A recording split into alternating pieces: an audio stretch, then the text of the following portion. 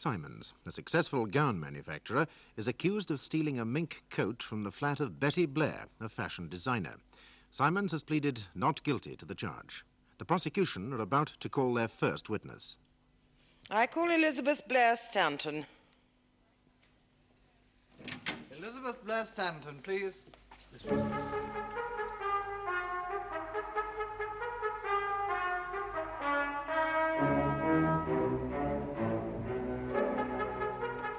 What is your religion? Church of England. Take the Bible in your right hand and read aloud the words on this card. I swear by Almighty God that the evidence I shall give shall be the truth, the whole truth, and nothing but the truth. Your name is Elizabeth Blair Stanton, Yeah. and I think you're known in your profession as Betty Blair. Not just in the profession, that's what everybody calls me. I see, so then that's what we will call you if we may. And where do you live?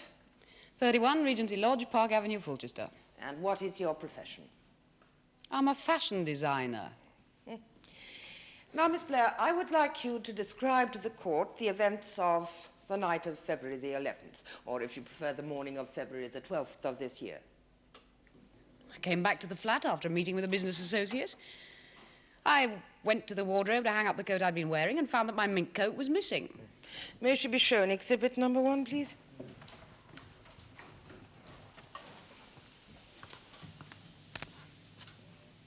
Is that the coat? Oh, yeah. Miss Blair, when had you last seen the coat? The same evening before I went out for my appointment. And had anyone permission to remove the coat from your flat? No. So it must have been stolen during your absence. Now, had your flat been broken into? No. Or had anyone, apart from yourself, a key to your flat? Yeah, he does. Mr. Simons, I see. Now, let's go into the background of this a bit, shall we?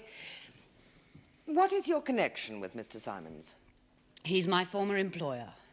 You had worked for him in your profession as a fashion designer, and I believe his business is called Shirley Modes. Right. How long had you worked for him?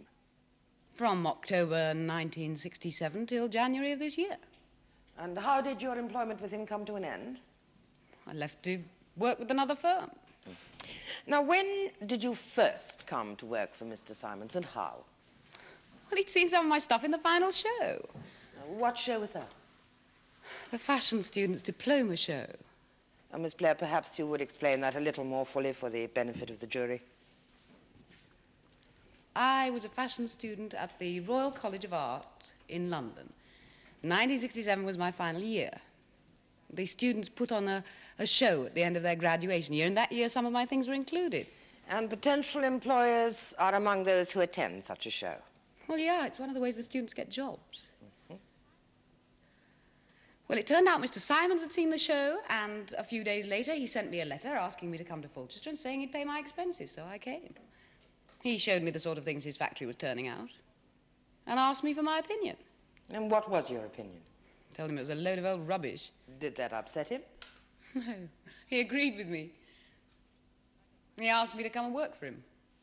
I told him I couldn't possibly design the sort of schmutters he was making, and he said that was the whole point. Wanted me to scrap the lot, do my own thing. And you accepted? Well, yeah. It was an offer that was too good to refuse. My lord, I fail to see what this rambling account has to do with the charge before the court, namely burglary. Yes, Mrs. Parkinson. I'm sure we're all fascinated by the story of the life and times of Betty Blair, but I do hope this is leading us somewhere. Yes, I'm certain that it is, my lord, if you will bear with me a moment longer. Oh, well, if you say so. Thank you, my lord. In other words, Miss Blair, Mr. Simons offered you, a young, inexperienced fashion school graduate, a golden opportunity. He made you, in your own words, an offer too good to refuse, and you eagerly and gratefully accepted it. You could put it that way, yeah. As it turns out, he's got even more reason to be grateful to me. I saved his business. Yes, of course. Now, was Mr. Simons a good employer? How do you mean? Was he easy to work with? It was okay. We had our ups and downs. Was he a generous man? He could be, on occasion. How was it that he came to have a key to your flat? Oh, that's quite simple. My flat is one of 2 in the same block that are leased by Shirley Modes Limited for the use of the visiting firemen. Buyers, mainly. from London and overseas who come to Fulchester at the invitation of the company. Well, isn't it customary to use hotels for that purpose? Harry Simon's got a big thing about hotels. He can't bear the way they treat you. I once heard him say Captain Dreyfus got better service on Devil's Island. I see.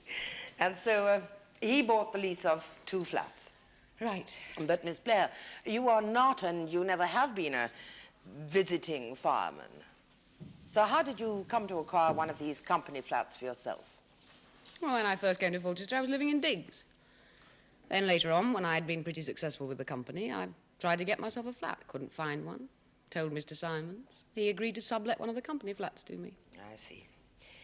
Now, I think it's right that 1970 was a special year for Shirley Modes. Yeah, it was our first London show. And was it a success? It was fantastic, a sellout. Did something happen after that? Yeah. I went with Mr. and Mrs. Simons to Avakian's to be measured up for the coat. That's when I got it. As a reward? Right. So when you decided to leave Fulchester, what happened about the coat? He started telephoning me, demanding that I return it. Return it? But the coat is your property, is it not, Miss Blair? Most certainly is. Well, then how could he demand that you return what was not his but yours? He was denying that it was mine. He was saying that it had only been on loan to me while I was working for his company. And now I'd left, I'd got to give it back. And you refused? I did. I told him that in my view the coat was a gift, in recognition of my services to the company over the years, and there was no question of my returning it. And what was his reaction to that? Well, at first he kept saying I was mistaken, that the coat wasn't mine, and I'd got to give it back, and then he started to try and frighten me into giving it back. How did he do that? He threatened to sue me. Did that frighten you? No way. I told him I didn't really care what he did. I also told him I'd had an offer to start my own business in London, and that I'd be leaving Fulchester in a matter of days. What did he say to that? He said, not with my mink coat, you're not. Not with my mink coat, you're not. Did he telephone again after that? No, that was the last time. Do you remember the date of that last telephone call? Yeah, I remember it very well. It was February the 11th in the morning. The morning of February the 11th. The morning of the day in which you returned home to find that your mink coat was missing. Right. Thank you, Miss Blair. So, Miss Blair, when you first arrived in Fulchester, you lived in digs. Yeah. You rented what is called a bed sit. That's right. It's called a bed sit, because if you want to sit down, the only place is on the bed. I take it you weren't terribly well off. No savings, no private income, nothing of that sort. You haven't known many art students, have you? Regrettably, no, Miss Blair. What about clothes? Did you own an extensive wardrobe? I had 2 dresses, 1 leather jacket, 1 pair of jeans, and 2 pairs of boots. If that's your idea of an extensive wardrobe, the answer is yes. Your job involved meeting important business people, didn't it? Buyers from London and overseas. Right. Well, I would have thought for those occasions you would need to be smartly turned out, wouldn't you? There was no shortage of glad rags in the rag trade. I was allowed to borrow anything I wanted from stock. Allowed to borrow? I see. You returned them after use. Yeah. You were also required to make frequent trips to London, were you not? And to the principal centres of textile manufactures, such as Leeds and Bradford. I was. And how did you travel? Did you have a car? Yeah. Was it your own car, Miss Blair? No, it was a company car. I see, so that when you left the company, you returned the car. Well, naturally, it wasn't mine to keep. But when Mr. Simons, good businessman that he is, decides that it would be fitting that your wardrobe includes a mink coat, you decide that this item, unlike the car, unlike the dresses borrowed from stock, is not on loan to you, but is an outright gift. It was a gift. A £3,500 mink coat? Right. It was my reward for producing the designs that made the 1970 spring collection such a success. Miss Blair, what was your salary in 1970? £2,500 a year. £2,500. So your reward for producing a few designs was to represent 1.5 years' salary. You're damn right. What was your salary after the famous spring collection? £3,000 a year. A rise of £500. Well, I would have thought, Miss Blair, that a rise of £500 would be reward enough, wouldn't you? I suggest that this mink coat, like all the other items you had use of during your stay with Shirley Modes, was a loan and not a gift. He gave me that coat. And when you left the firm, you decided not to return it as was expected of you, but to keep it. I had every right to keep it. It was mine. The coat was sold to Shirley Modes Limited, wasn't it? Now, how do you account for that? He wanted to keep it a secret. A secret? Now, why would Mr. Simons want to keep it a secret? I've been hoping somebody had asked me that. No, Boop, no. Mr. Simons, I will not tolerate any interruptions. Now, Miss Blair, tell the jury, why would Mr. Simons want to keep the gift of a mink coat a secret? Because I was his mistress. Accident or TV lawyers.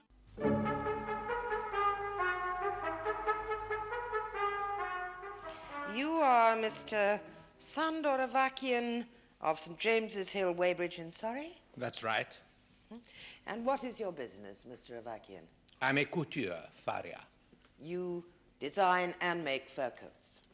Beautiful fur coats. And what is your place of business? Grosvenor Street, London. Thank you, Mr. Avakian. Now, may the witness be shown exhibit number 1, please?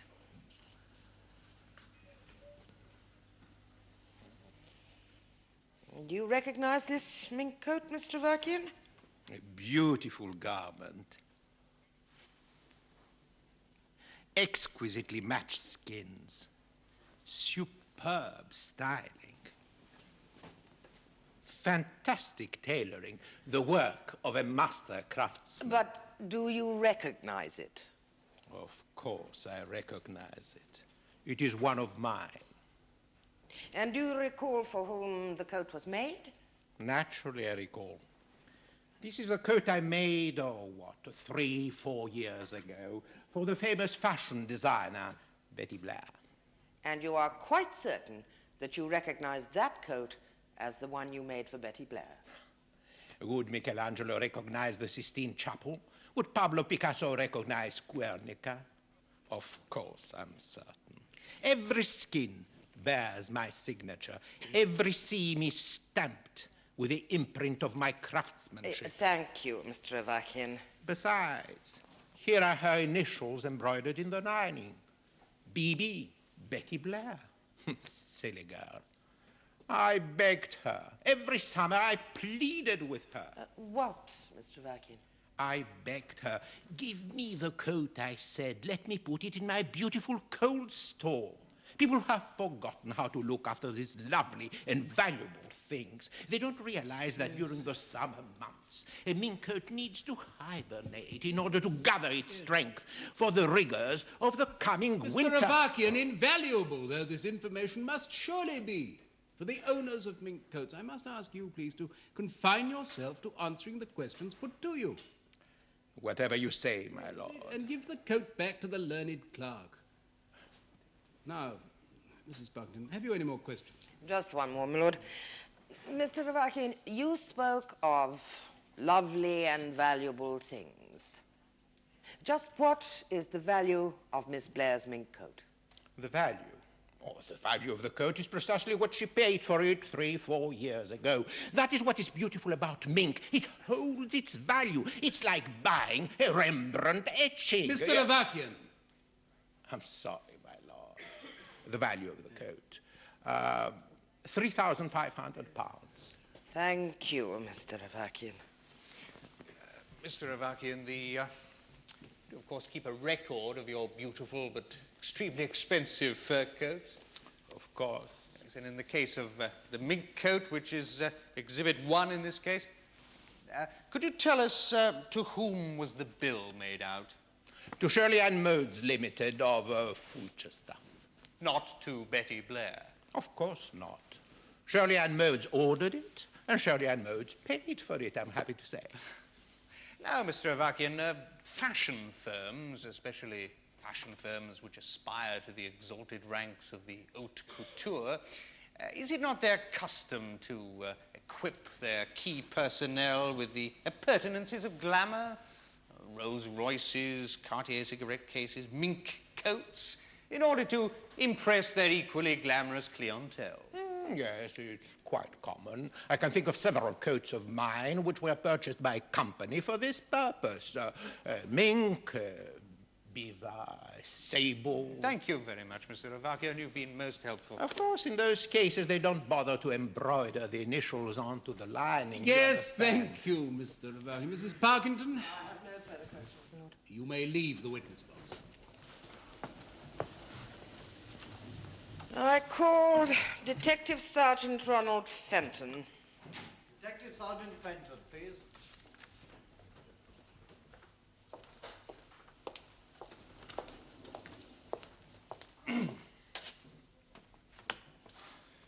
I swear by Almighty God that the evidence I shall give shall be the truth, the whole truth, and nothing but the truth. Detective Sergeant Ronald Fenton, Fulchester CID, my lord. Now, Sergeant Fenton, will you tell the court about the events of February the 12th which are relevant to this case? Yes, madam. May I refer to my notes, my lord? Yes, please. Thank you. At approximately 12:35 a.m. on Thursday, February the 12th, we received a telephone call at Main Road Police Station reporting a burglary. I went direct to the address given, 31 Regency Lodge, and was admitted by Miss Elizabeth Blair Stanton, the person who had made the telephone call. I asked her if she knew what was missing, and she said yes, a mink coat. And that was all, just a mink coat? Yes, madam, that was all. I examined the premises, but found no signs of a forced entry. Then, as a result of information received, I went directly to the home of the accused at Crestwood, West Malton. Did you know Mr. Simons? No, my lord. How did you know where he lived? Miss Blair Stanton had furnished me with the address, my lord. I see. Mr. Simons himself opened the door to me. Yes, Sergeant Fenton, what time was it when you called on Mr. Simons? 1:20 a.m., my lord. Couldn't this have waited until the morning? I presume you had no warrant? No, my lord, I hadn't, but I thought that if the accused was to deny having taken the coat and could account for his movements that evening, I need trouble him no further. I see. Yeah. And did Mr. Simons deny taking the coat? Oh, no, madam, he admitted it. I asked him if the coat was now in his possession. He said it was and produced it. I advised him that Miss Blair Stanton intended taking proceedings against him. He said he understood and I left. With the mink coat? Yes, madam, with the mink coat. The same afternoon, the 12th, at Fulchester Police Station, I cautioned him and formally charged him. He made no reply. Yes, I have no further questions, my lord. Sergeant Fenton, you received Miss Blair's telephone call at 12:35 a.m. At what time did you arrive at her flat? About 15 minutes later, sir. I happened to be having a cup of tea with the duty sergeant at the time. I see. And how did you find Miss Blair? Sir? What mood was she in? Was she distressed, frightened, angry? No, sir, she was angry, sir. Very angry. She wants to know why it had taken me so long to get there. Oh, and you explained to her that you had to finish your cup of tea. Sir? When you asked the lady if she had any idea who might have stolen the coat, I suppose she immediately said Mr. Simons. Yes, sir. Yes, how did that strike you as an experienced detective? Well, sir, it struck me that this might very well be a personal affair which could very easily be sorted out without the intervention of the police. Exactly so, but Miss Blair was determined to bring charges. Yes, sir. I tried to dissuade her, pointing out the huge amounts of time and energy consumed when the machinery of the law is put into operation. But she's a very determined young lady, sir. And was, as you have said, extremely angry. She was livid. Her anger being mostly directed at Mr. Simons. Yes, sir. At one point, she referred to him as that bastard Indian giver. Indian giver? I don't think, Mr. Lotterby, that I am familiar with that expression. It's an Americanism, my lord. It refers to people who make gifts and then take them back. Oh, very colourful, yes. During your visit to Miss Blair's flat, was she alone? No, sir, there was a gentleman with her. I didn't inquire his name, but Miss Blair Stanton addressed him as Miles. Miles. And did this gentleman play any part in your conversation? Very little, sir. I was under the impression that he was against the whole business. Oh, I see.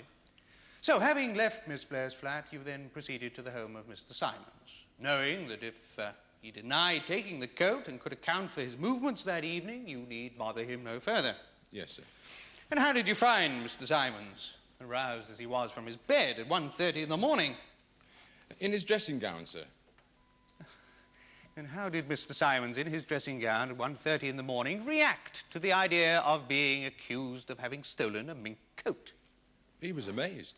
He was amazed. And amused, he sat in a chair and burst out laughing. Did he make any comment? Yes, sir. He said, she's gone mashigga. Yiddish, Malone. Well, even I know that. It means mad. Oh, do let's get on.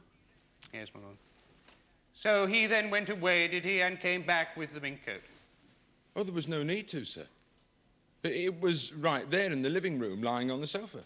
Oh, it wasn't concealed anywhere. Oh, no, sir. Thank you, Sergeant. You are Felicity Gilchrist? That's right. And where do you live? 146 Grafton Square, Fulchester. Now, will you tell us what you do for a living, Miss Gilchrist? I'm a model. You mean a fashion model? Yeah.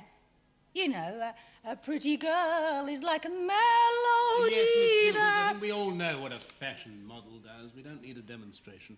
Well, she didn't seem to know. I can assure you I do. But, Miss Gilchrist, what I would like you to tell us is where you model. Nowhere. I'm one of the great unemployed. Oh, but I understood that you worked for... Yes, Shirley Modes. Not anymore, I don't. Well, since when, may I ask? Since I found out what he did to poor Betty, the rotten pig. Miss Gilchrist, you really must not embroider your evidence in this way. Just answer the question. Sorry.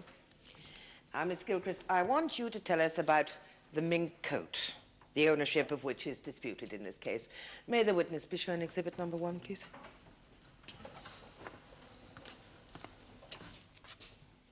Have you ever seen that coat before? It's Betty Blair's, definitely. Well, how can you be so sure? Well, because I was there when it happened, wasn't I? When what happened? Well, when he promised to give it to her. When was that? Well, you know, it was the first time we took a show to London. Well, do you remember the date? Of course I remember the date. It was... No, I don't. I'm not very good at dates. Well, perhaps I can help you there. It was January 1970. Betty Blair at Shirley Ann, Spring Collection, January the 10th, 1970, at the Dorchester Hotel. That's it, the Dorchester. Oh, you should have been there. We had everybody. All the big stores, the posh magazines, the people from the telly, and I was the only girl in the show from Fulchester. All the rest were top London models. I got myself so worked up I come out in a rash. So we may take it that the show was a success. A success? We were a smash. You should have heard the applause. It was like Gary Glitter at the Palladium. The mink coat, Miss Gilchrist. I'm coming to that. By an exceedingly circuitous route, I fear. Well, after the show, well, I can't tell you what it was like. Everybody was laughing and singing and leaping about. And Mr. Simons, well, he was beside himself, as you can imagine he might be. And he says, the drinks are on me, everybody, and the champagne corks start popping all over the place. And then he raises his glass and he says, here's to Betty Blair. Mary Quant, eat your heart out. And then he rushes over to her and picks her up and gives her a big kiss and says, darling Boop.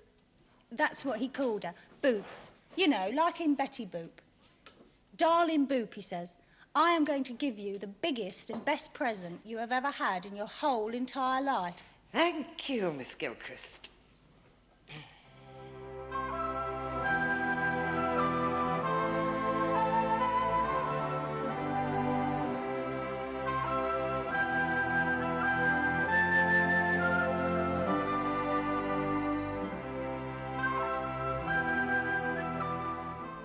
The case of the Queen against Simons will be resumed tomorrow in the Crown Court.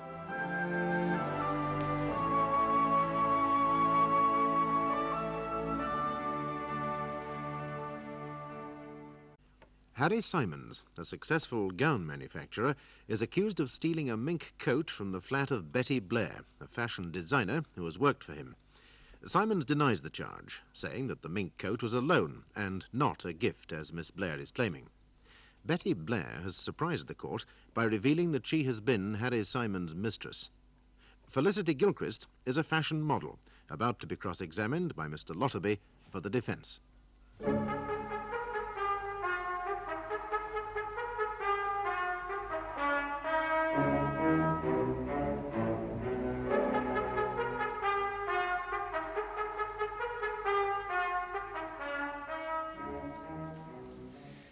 Miss Gilchrist, you've told us that Mr. Simons was very excited about the huge success his London show had been, and that he hugged and kissed Miss Blair and said, "Darling Boop, I am going to give you the biggest and best present you have ever had in your whole entire life."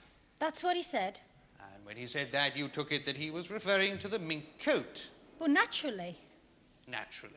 Oh, I suppose Mr. Simons then produced it on the spot, did he, and gave it to Miss Blair? Oh, no. No? Well, I mean, it wasn't made yet, was it? They didn't go to the Furriers till the next day. Exactly. You don't just go into a shop and buy a £3,500 mink coat off the peg, do you? You have to be measured for it. You have to choose the skins, decide upon a style. It's a lengthy and delicate process, isn't it? Well, I wouldn't know, would I? Never having been given a mink coat. So when was the first time you actually saw that mink coat? Oh, it was weeks later. Up here in Fulchester. It must have been March. Yeah, it was March, definitely. I remember. It was real brass monkey weather. A freezing cold day. And Betty came to work that morning wearing this amazing fur coat. Mink, no less. And we all said, it's all right for some, isn't it?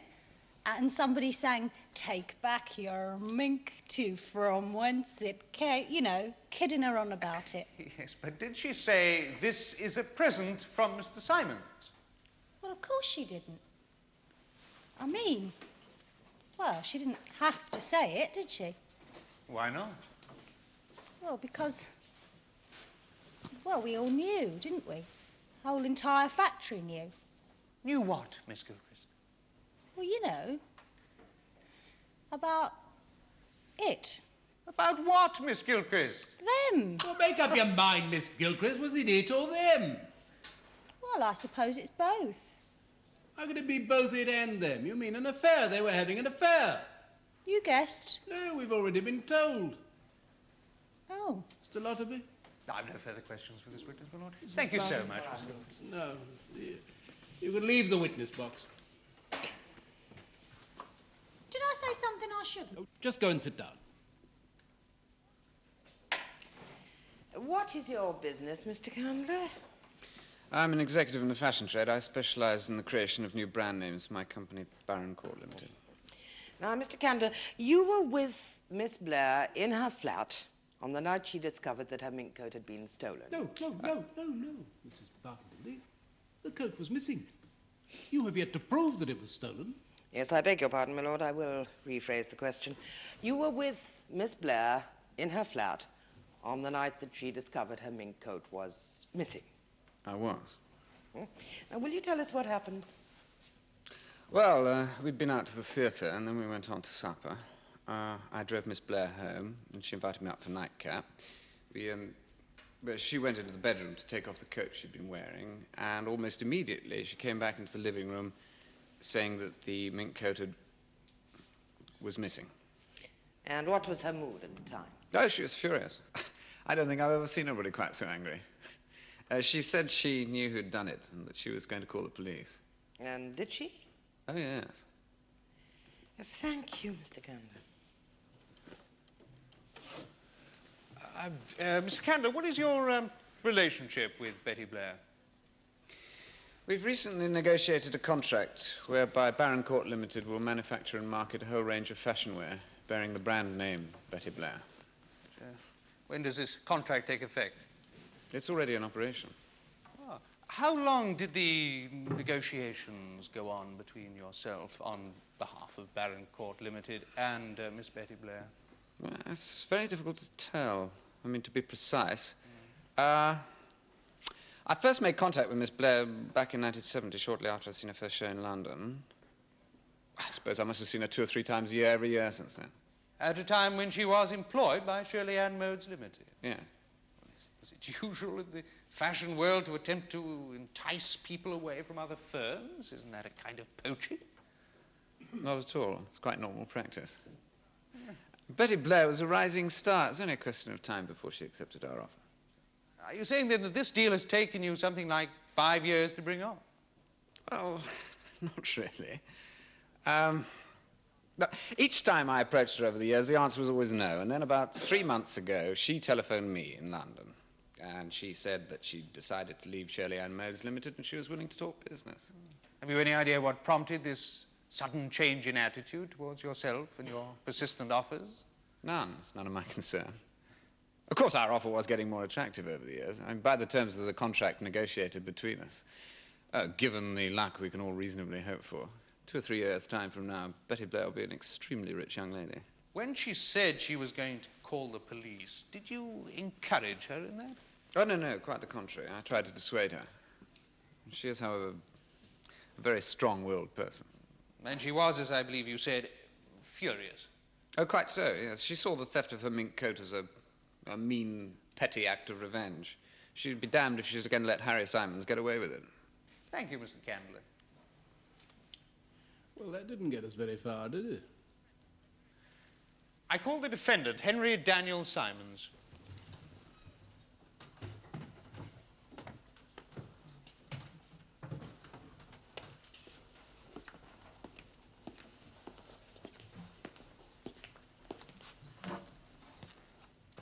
What is your religion? I'm Jewish. Take the testament in your right hand and read aloud the words on this card. I swear by Will you cover your head with your left hand? I swear by Almighty God that the evidence I shall give shall be the truth, the whole truth, and nothing but the truth. You are Henry Daniel Simons of the Beeches, Crestwood, Westmoreton? Yes, I am. You are managing director of the firm of Shirley Simons Limited here in Fulchester. Yes, I am. What is the nature of your business, Mr. Simons? Well, we manufacture ladies' wear. Dresses, coats, skirts, blouses. Tell us about your firm in 1967, Mr. Simons. How was business? Business? What business? In 1967, there wasn't any business. We kept on making, but what we were making, we couldn't sell. If a buyer came in and ordered half a dozen dresses, we threw in a fortnight's holiday to Mallorca. What was the trouble, would you say? You heard of swing in London? That was the trouble. There were all these kids, babies. Mary Quant, Ozzie Clark, Fold and Tuffin. They were turning the whole of the rag trade upside down. All of a sudden, there was this whole new thing, a whole new set of styles. And what styles? The miniskirt. First time I saw a miniskirt, I thought it was a belt. Yes, you didn't like what was happening in the fashion world at that time. You know, they say if you can't lick 'em, join 'em. So I got in my car. I drove up to Swing in London to find a Mary Quant. And you found Betty Blair. That's absolutely right.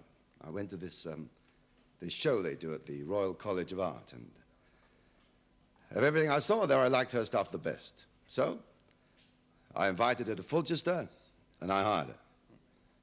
I gave her a pencil, I gave her some paper, I said, go ahead. Let's see if you can make Fulchester swing. What did you pay her?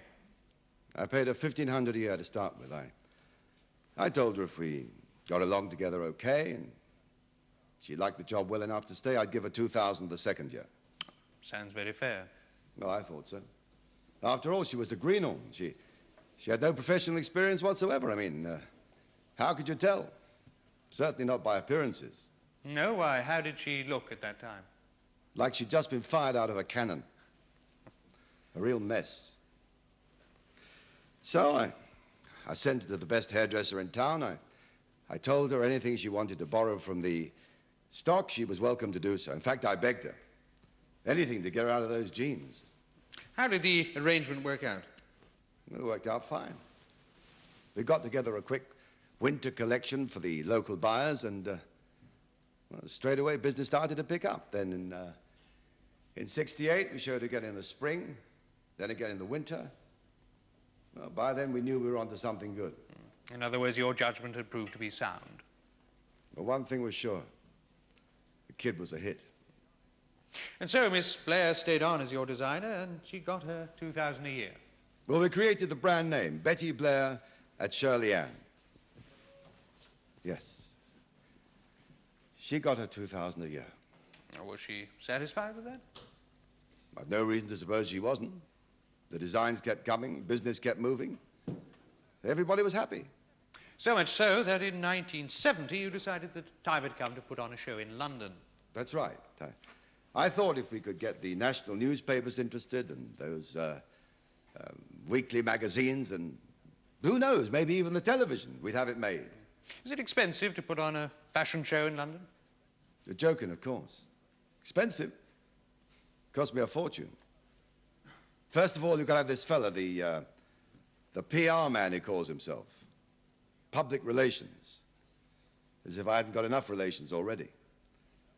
Then there's the train fares, the hotel rooms, the hairdressers, the makeup artists. And as for the show itself, there's catering, there's an orchestra, there's chairs.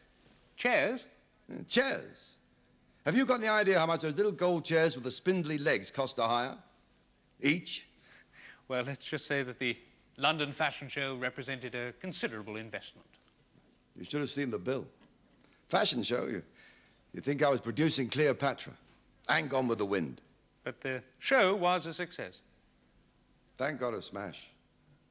A triumph. By the time that show was over, Betty Blair had become a star. And naturally, your first thought would be that she deserved some reward.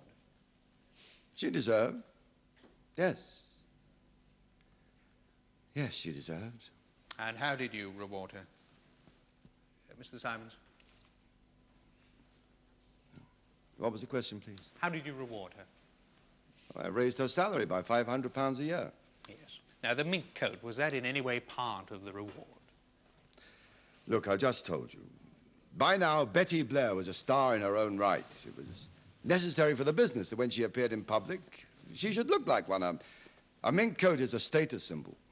You know what that is, don't you? I mean, it's like a pop star must have a white Rolls Royce, so Betty Blair had to have a mink coat. The following day, I took her to Avakian's. She chose the skins, they agreed the style. He made the coat, finished. Mr. Simons, was the fur coat a gift? Not a gift. No. No. Oh, Mr. Simons, tell us about the flat. Flat? The flat you rented to Miss Blair. Oh, yes. Well, some time ago, in about 1965, I think it was, they built a new block of flats in Fulchester. A Regency Lodge. A nice block in a nice part of town. Quiet, peaceful. Well, I got a couple and I furnished them. Why did you do that? Because to my mind, there isn't a decent hotel in the whole of town. I wanted somewhere for my clients to stay when they came to Fulchester. Oh, it's the visiting fireman. The visiting firemen. Sometimes they brought fire ladies. Well, I thought it would be nice if they had someone they could go and get a decent breakfast. I don't know what goes on in these hotel kitchens, but they must be the only people in the world who can ruin cornflakes. And you subsequently let one of these two flats to Miss Blair.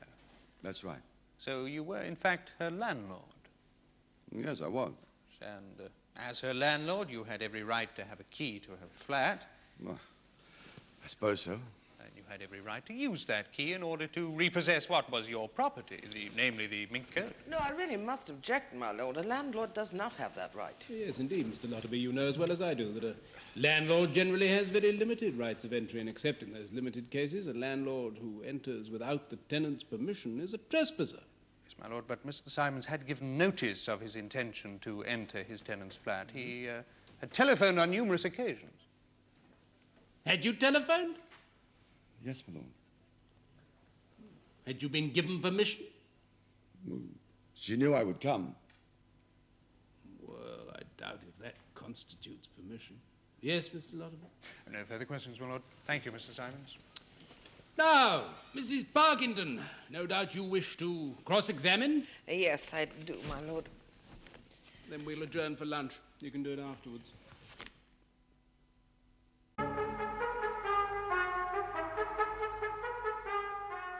Mr. Simons, you have told us how in 1967 your business was doing rather badly. Yes. Was this a sudden decline in business? No, not really. I suppose it started about 1963. That year our gross was down about 15%. Then in 64 it was down 20%, same as 65. I'd need the books to give you accurate figures. All I know is that in 1966, the bottom fell right out. Boom. And during those bad years, who was designing for you? Who? Nobody, that's who. Nobody. But if you needed fresh designs every season, what did you do? The same as everybody else in the schmatter trade did, what my father, God rest his soul, did before me. Well, what was that? Twice a year, I'd take myself a little trip to Paris, or Rome even. I'd go to all those big shows in the Spronzi salons. Dior, Balenciaga, Chanel, Yves Saint Laurent. I'd look, I'd see, I'd make notes, I'd come home. Now, the new season's designs. Yes, I've always understood that it was strictly against the rules to make sketches at Paris fashion shows. Who said anything about sketches? I took notes, mental notes. I looked, I saw, I remembered. Believe me, after 35 years in the business, that's not so hard. And what's to remember? The skirt is down, the skirt is up. The jacket's got revers, it's got no revers. The pants are wide, the pants are narrow. You want to know what the really big news was in the spring of 65? This season, the color is pink. To return to the question of design, in 1967, the bottom, as you put it, having dropped out of your business, you decided that the time had come to engage for yourself a young and with it designer. With it, yes. And the person you chose to rescue your ailing business was Betty Blair. Rescue? What rescue? I had no idea what effect she'd have on the business.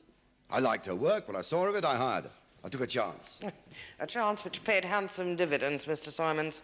So, sometimes you win, sometimes you lose. I still say I took a chance. When Betty Blair first came to me, she was a novice, a know-nothing student who couldn't tell you a buttonhole from a bolero. Yes, in other words, she was not yet conversant with the tricks of the trade. The tricks of the trade, yes. But she learned them, didn't she, Mr. Simons? And she learnt them quickly. I taught her, so she learned. So that within the year, your business began to improve.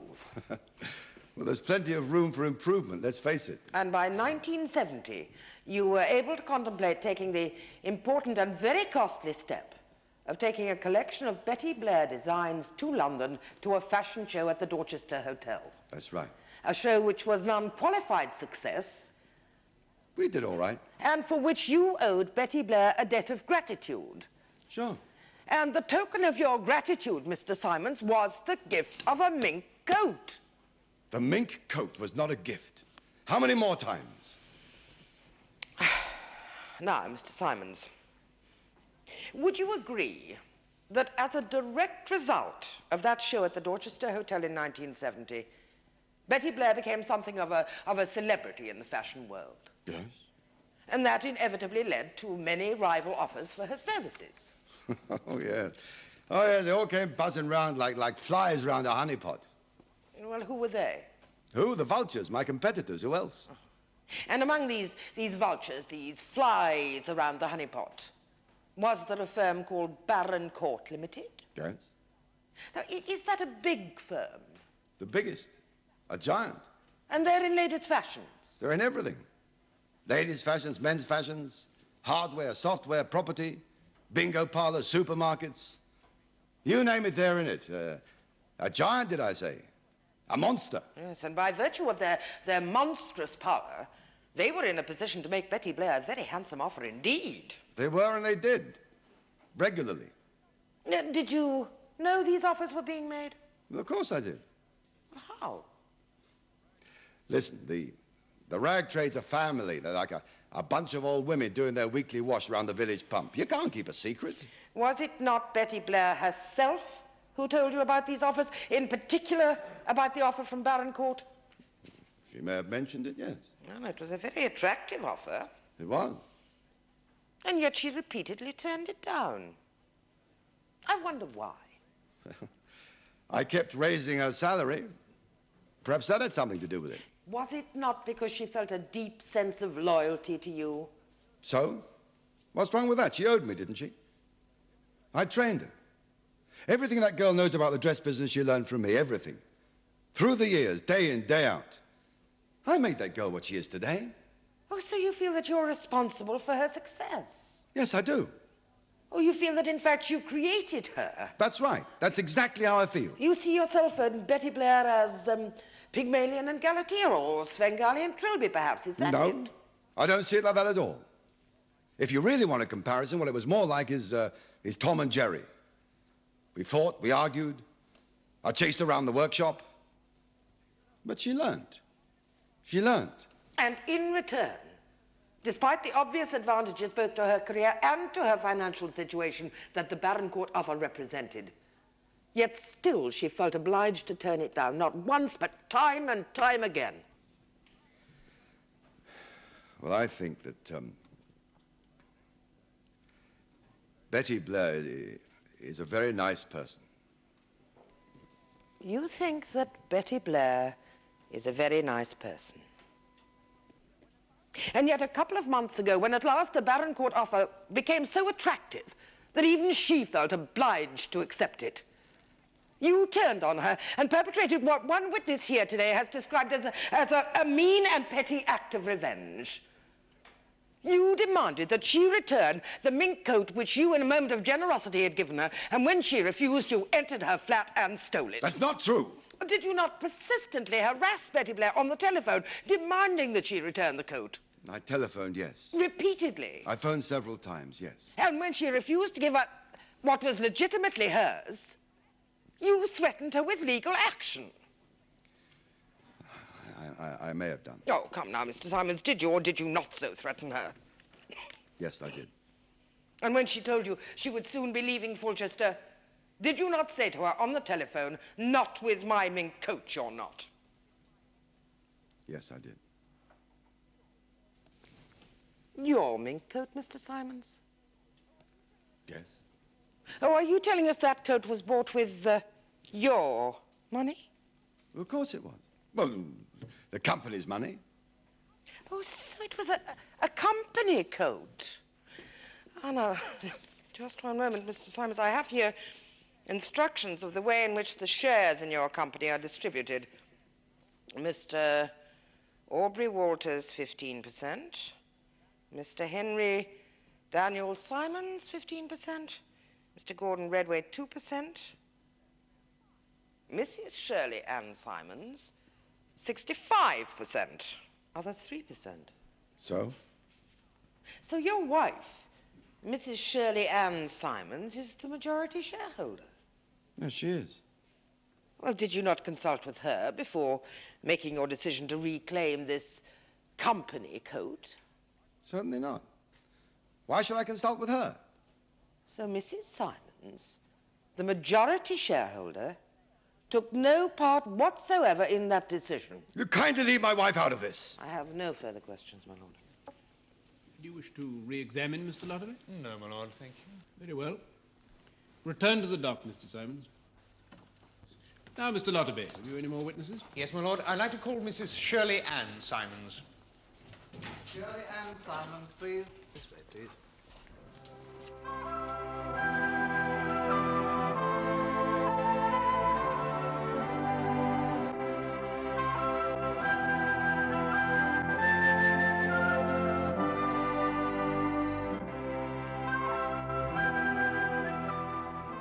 The case of the Queen against Simons will be concluded tomorrow in the Crown Court.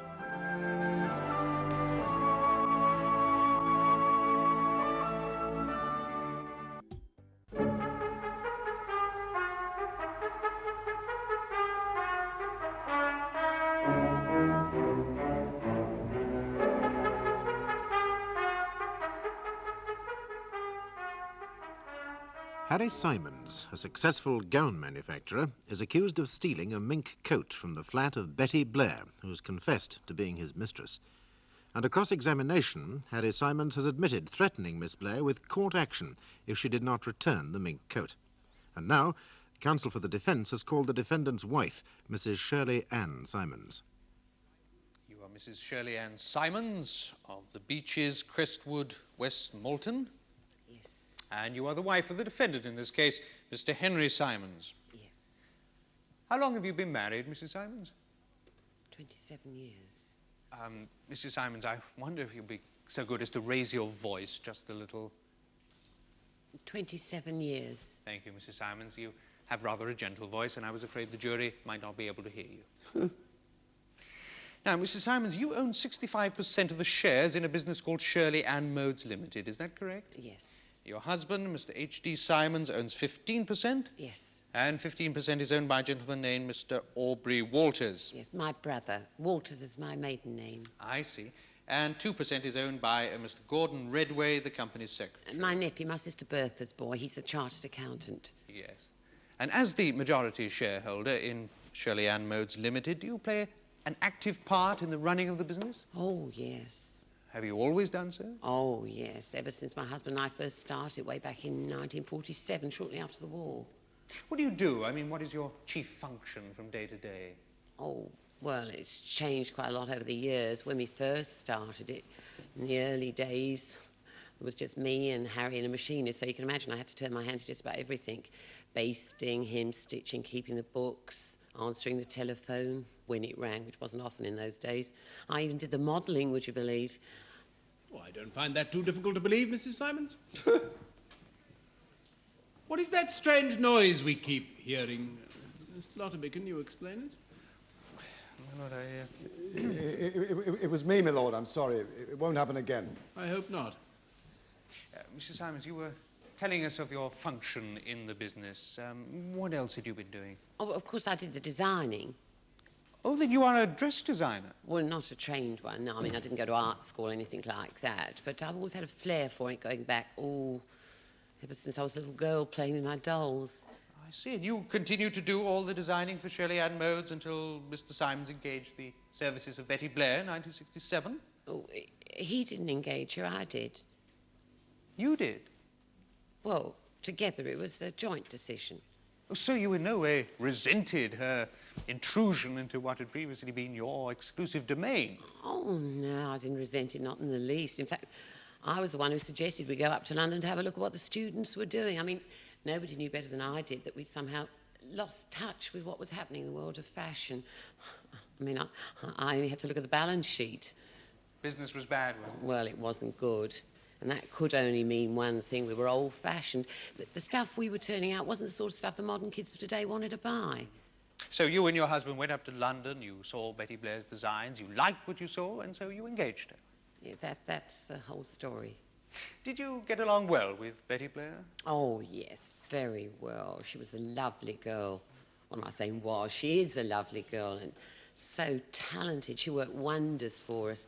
And, of course, not having to design anymore, it left me so much more time for my family. I've got 3 lovely children, a boy, Guy, he's at university, a girl, Susan, she's engaged to be married, and another girl, Deborah, she's still at school. It sounds like a very nice family indeed, Mrs. Simons. So from your point of view, the new arrangement was a success? Oh, absolutely. And looking back on it, I suppose it was seeing this sweet young girl, almost the same age as my own Susan, straight out of college, all on her own in a strange town, which made me realise how wrapped up I'd been in the business and how much I'd neglected my own children. So you tried to make life as pleasant as you could for this young girl? Oh, nobody could have done more. Take clothes, for instance. I mean, the poor child had nothing to wear, nothing. You never saw such rags. I mean, you'd be embarrassed to give them away at jumble sale. So I told her, I said, anything you see among the stock that you fancy, you're more than welcome to wear. Now, these clothes, Mrs. Simons, were they simply on loan? Who said anything about lending? They were given, and gladly. All I wanted was for it to look nice, because if you look nice, you feel nice. Isn't that right? Besides, if any of the customers should, God forbid, have seen her in any of her rags, it's a nice advertisement for a gown manufacturer, isn't it? I don't think. And that's another thing, that room she lived in. Oh, you mean the bed-sit? Bed-sit? It was a pigsty. The first time I saw it, I wanted to get down on my hands and knees and scrub the floor. To me, that's the most essential thing, a nice place to live. I mean, how can you be happy in your work if every night all you come home to is just 4 walls and a bed? So I said to my husband, I said, Harry, we've simply got to do something about poor Betty's room. Then what did you do? We let her have one of the company's flats. Very reasonable rent, very reasonable. Furnished flat? Beautifully furnished, beautiful carpets, curtains, a cocktail cabinet in the lounge, a shower in the bathroom, a real stand-up shower, not one of those hand things, plenty of cupboards. It was beautiful. I wish when I was her age I'd had such a flat. Now, Mrs. Simons, you also provided her with a car to get around it, didn't you? And a car too, yes. Now, this car, was it a loan? It was my own car. My own Mini Countryman. I was devoted to that car. But, you know, it was getting on in years, a rattle here, a squeak there. So I said to my husband, I said, Harry, it's about time we got a new car. Business is picking up, we can afford it. So he said, all right, get yourself a new car. What are you going to do with the old one? So I said, I'll give it to Betty, she could use it. I said, perhaps if she doesn't have to queue for buses, she won't have an excuse to always be late in the mornings. I was joking, of course. I was never one to make a fetish out of punctuality. Are you saying that the car was not on loan either? Well, certainly not. I gave it her. My lord, even Miss Blair didn't claim these things were gifts. Well, yes, Mr. Lotterby, I see your difficulties. But I don't think at the moment there is sufficient reason for treating the witness as hostile. Ask her about that coat, eh? Yes, I will, my lord. May the witness be shown into Show her the coat. Now, Mrs. Simons, do you recognise this coat? Yes. Mrs. Simons, was this coat a gift to Betty Blair, or was it simply a loan? It was a gift. You're mumbling again, Mrs. Simons. It was a gift. Yes, well, tell the jury about the events which led up to the presentation to Miss Blair of the gift of a mink coat. Well, I'll try, but it isn't going to be easy. What's the difficulty? The difficulty is that when Betty Blair was given the mink coat, I didn't know it was a gift. Oh, well, please explain. Well, it all started the spring collection at the Dorchester. The show was a success and Betty's designs were a big hit. Well, I could see she was going to come in for a lot of attention.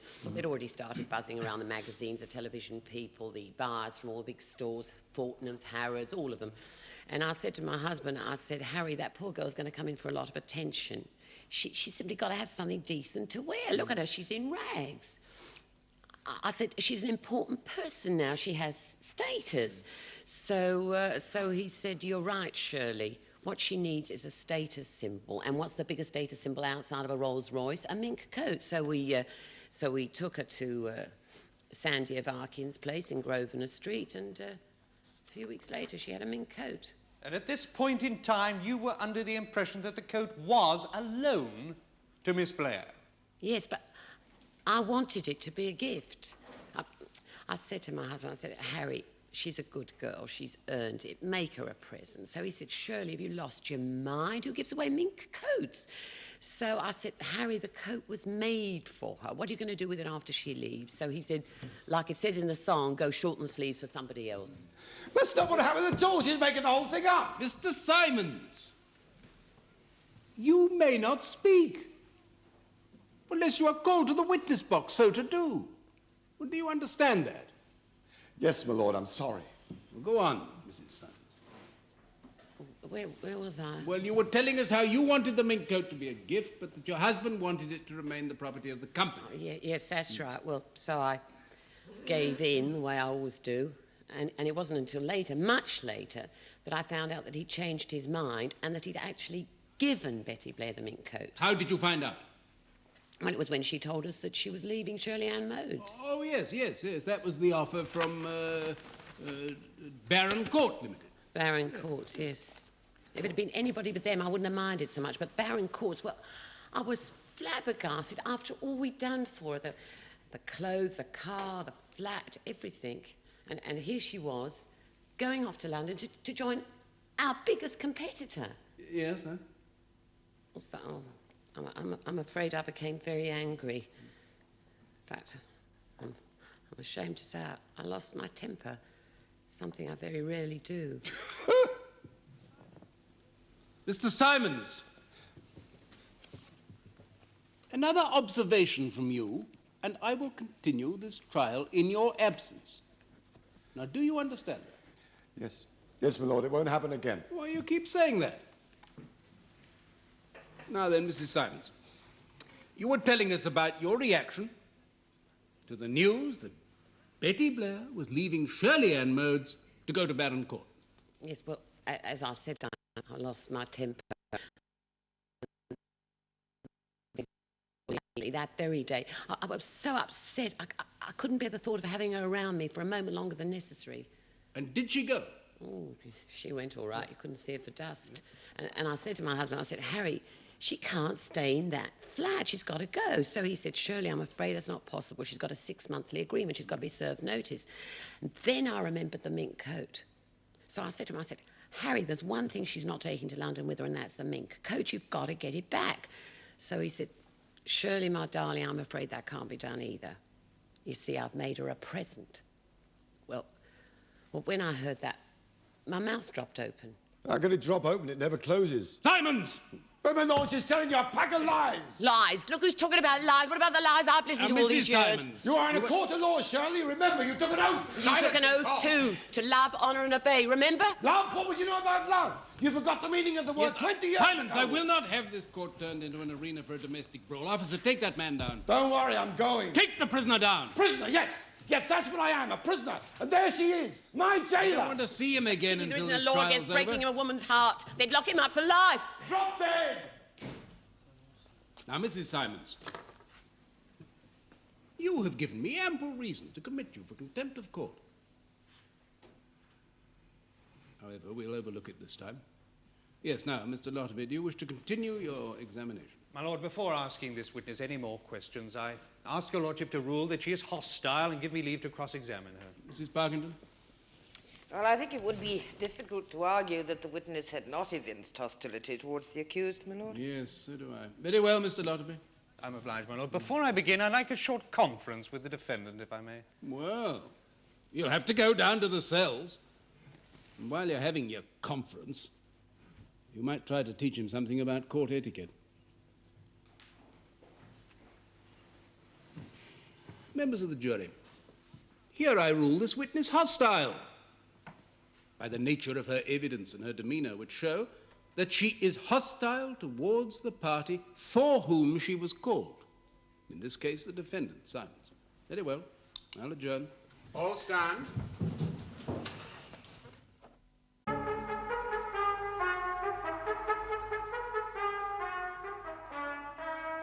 Now, Mrs. Simons, we've heard that Baron Court Limited had been negotiating for Betty Blair's services since 1970, and that on every one of those occasions she turned the offer down, until 6 months ago, when she suddenly announced that she decided to accept Baron Court's offer, and was therefore leaving your employ. Now, Mrs. Simons, what I'm going to ask you is this. Did you form an opinion as to why she should suddenly change her mind and make that decision? No, not really. I thought she's just like everybody else, no sense of loyalty. She was just in it for the money. Could there have been some other reason, do you know, for her leaving? What other reason could there be? Well, hadn't there been a meeting some days earlier which might have affected her decision? What meeting? I don't remember any meeting. Mrs. Simons, the decision to leave Shirley Ann Modes was not Betty Blair's at all, was it? It was yours. No. And on the day I speak of, you went into Miss Blair's workroom, and after a brief but bitter exchange, you gave her the sack. Why would I want to do a thing like that? Betty Blair was one of our most valuable assets. Why would I give her the sack? Oh, simply because you discovered something about her private life which made it intolerable that she should continue to work for your company. I don't know what you mean. Mrs. Simons, did you or did you not give Betty Blair the sack? Mrs. Simons, you must answer the question put to you. I'll repeat the question for you, Mrs. Simons. Did you or did you not sack Betty Blair? Yes, I did. I found out after all this time that she and my husband had been having an affair. You know what they say, the wife is always the last one to find out. Well, it's true.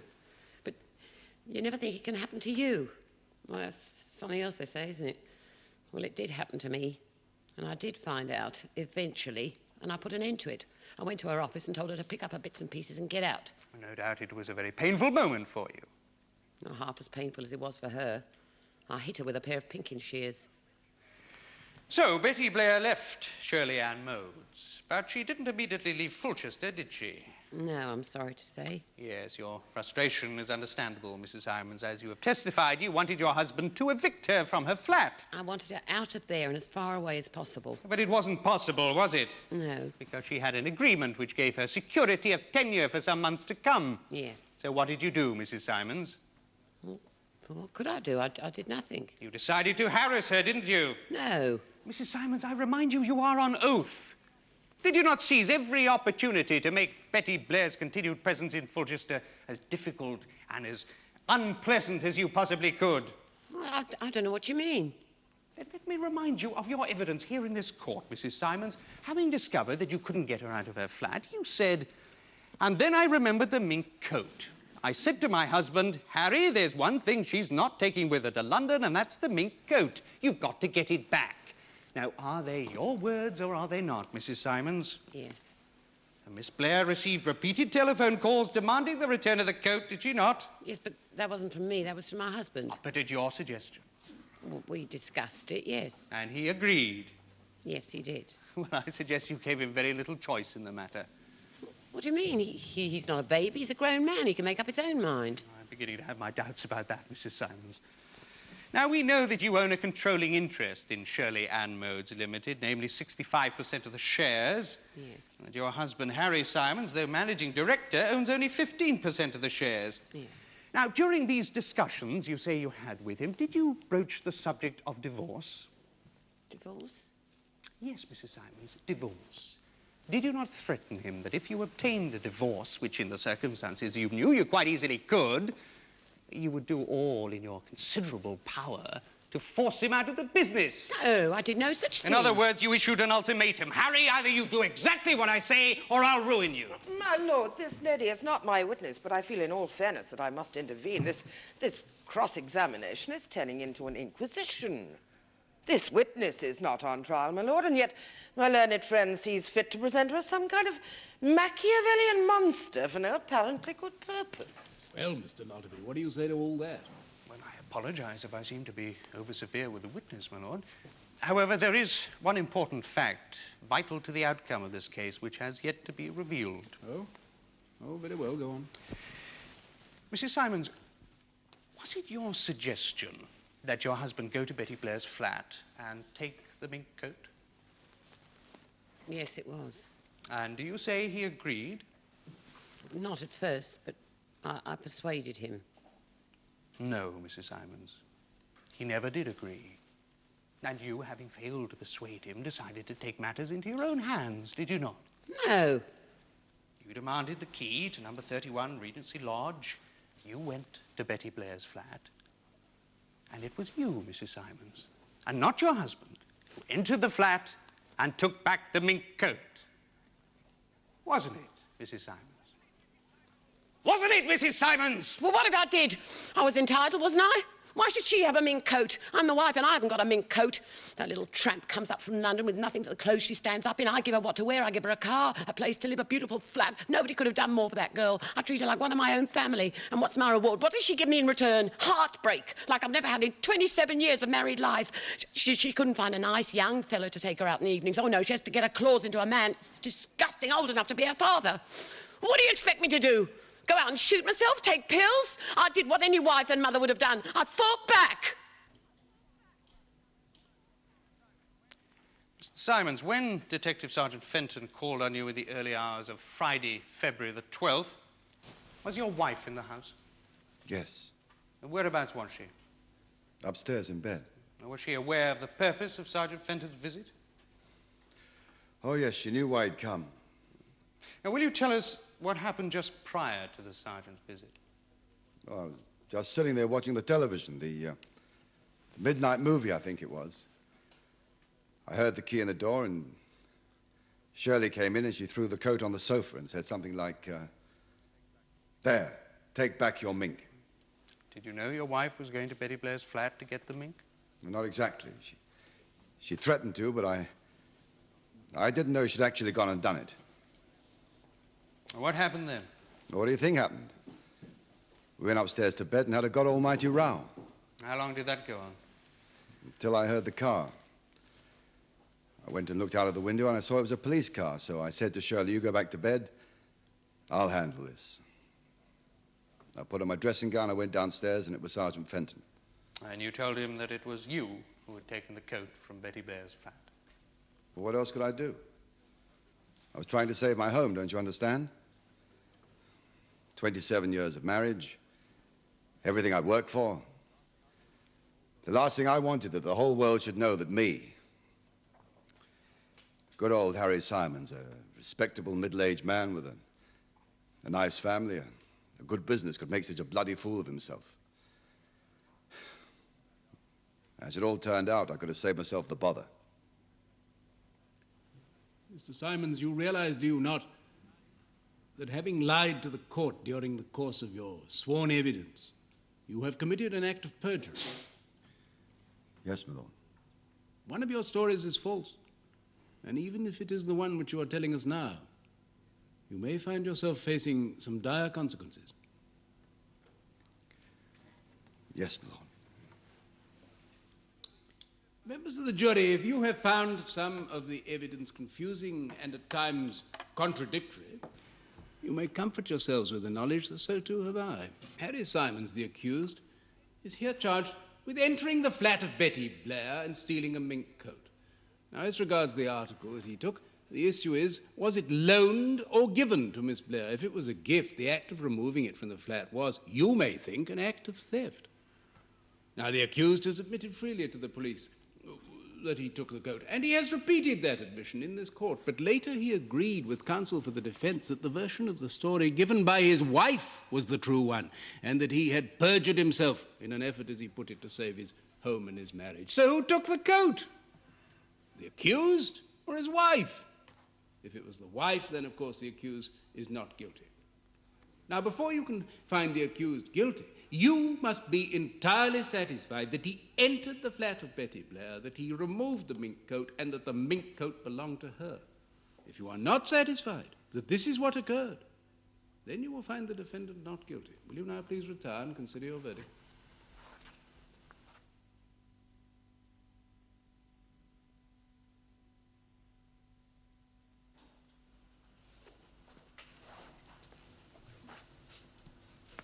Members of the jury, will your foreman please stand? Just answer this question, yes or no. Have you reached a verdict upon which you are all agreed? Yes. Do you find the defendant, Henry Daniel Simons, guilty or not guilty on the charge of burglary? Not guilty.